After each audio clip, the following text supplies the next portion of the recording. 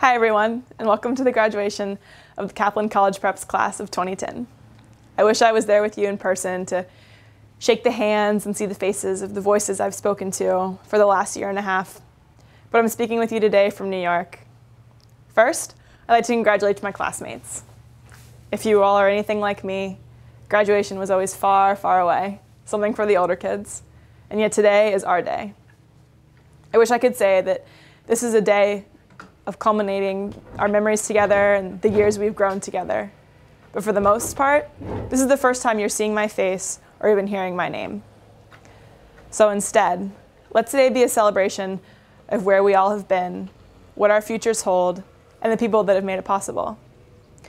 In terms of where we have been, I'm going to rely on a song by John Mayer that many of you probably know. In the song, John tells us that there's no such thing as the real world, just a lie you have to rise above. Now, no offense to Mr. Mayer, but there is such a thing as the real world. I don't know what brought most of you to Kaplan rather than to a brick and mortar school, but for me, it was my equestrian schedule and my passion for riding. And in turn, Kaplan has allowed me not only the opportunity to thrive in my riding and education, but KCPS has also given me the chance to live in the real world that Mayer claims to be false. I've pursued my passion alongside people I would never have met. I've traveled places I would not have known, and I've lived away from home earlier than most high school kids. So sorry, John, but not only does the real world exist, but it's not as scary as you claim it to be. In fact, being in the real world, as I'm sure many of you know, gives us perspective that we're lucky to have at such a young age. At least for me, I've learned to prioritize, and I think I can truly say that being in such an independent education environment has encouraged me to mature in a way that many of my friends will not gain until college.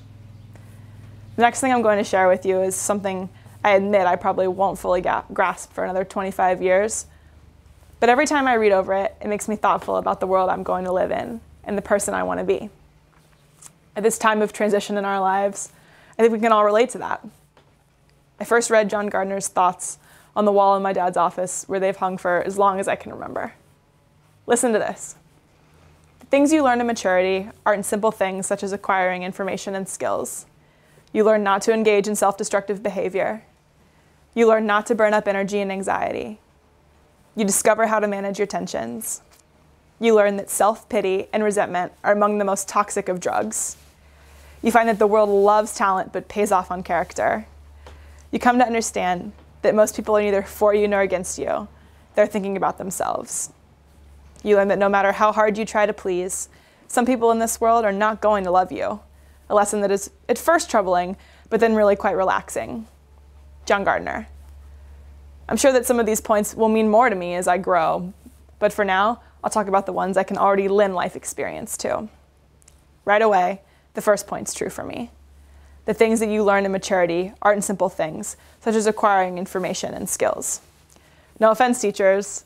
Memorizing slides and conjugating verbs will serve me well, but it's the other life lessons that I remember the most. For example, don't try to drive too far with the gas light on, don't mix whites and darks in the run cycle, and definitely don't leave home with a cell phone that's almost dead. Mr. Gardner's third point, you learn not to burn up energy and anxiety, is something all students can appreciate. This is one that goes under the category, at least for me, of something to strive for. Because sometimes, even as I recognize my own anxiety, I can't turn it off. One of my best friends used to tell me that the sun rising made me nervous, so clearly I haven't mastered this one. But I look forward to a time when I know enough and have learned enough that I don't sweat the small things. Perhaps my favorite of the 8 points is the 6th. You find that the world loves talent, but pays off on character. In a sport that relies almost completely on talent, I have to remind myself that no matter how well I do, no matter how many ribbons I win, people will remember the content of my character before they remember what I won.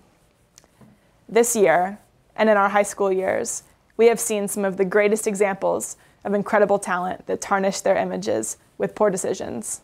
Tiger Woods, Michael Phelps, Chris Brown, and even Keith Urban will now not only be remembered for their incredible displays of athletics or platinum albums, but they'll also be remembered for their unfaithfulness, violence, and drug abuse. So today, I urge you to think about what it is that you want to be remembered for. My guess is that because you're here at this graduation, there are a large number of athletes, musicians, and other talented members of this class. We all have an opportunity to be role models and examples for the future, not only for our generation, but for others to come. So I hope that today I can encourage you to remember that while you build your talent and work to achieve, your character is something that you cannot sacrifice or compromise for the sake of someone else. It will never be worth it. The last point I'll discuss is perhaps the most difficult to grasp, but I'd really like to take Gardner's word for it, that you learn that no matter how hard you try to please, some people in this world are not going to love you.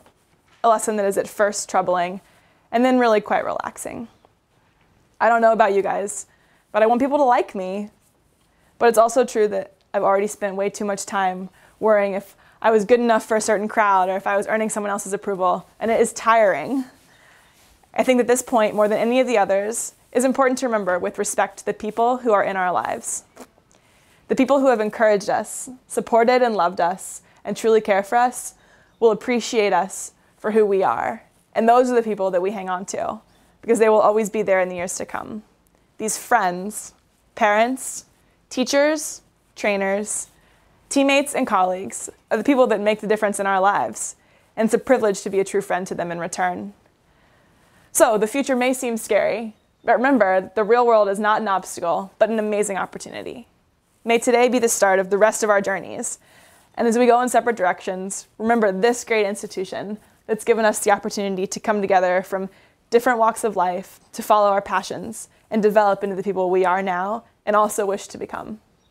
So, class of 2010, we made it. Congratulations to all of us. Onward.